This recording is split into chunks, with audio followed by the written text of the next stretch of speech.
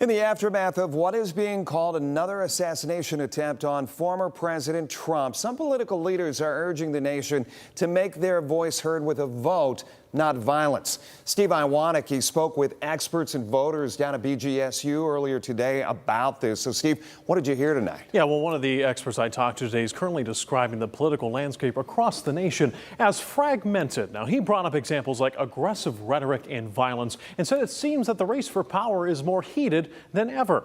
So we wanted to know, how does that change? And tonight, we went out to get an answer.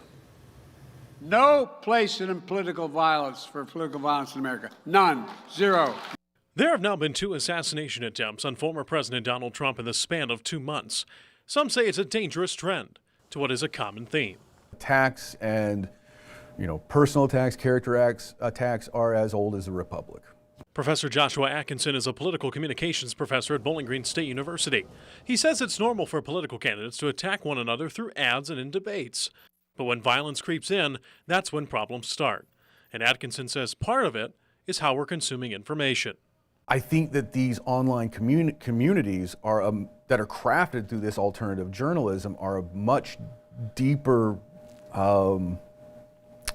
rabbit hole. According to a 2023 survey by the Pew Research Center, 83% of people ages 18 through 29 said they prefer getting news online compared to newspapers, radio, and television. Increasing the need, Atkinson says, to understand what is a fact.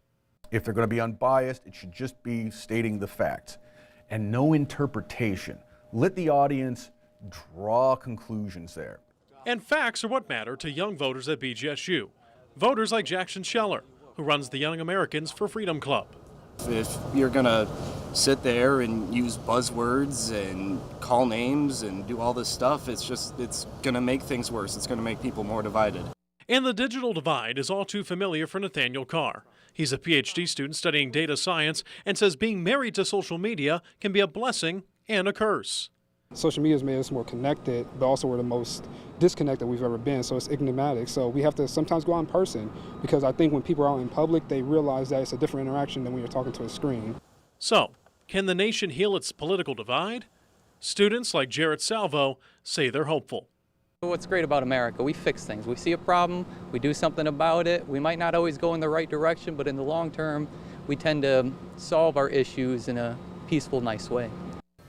Now, Atkinson said that he believes tech companies such as Meta and Google should be doing more to ensure facts are fed to the consumers, and he also recommends treating political commentators online as entertainment that can be used for some education, not solely a fact-based source. Reporting in studio, Steve Iwanicki, WTOL 11.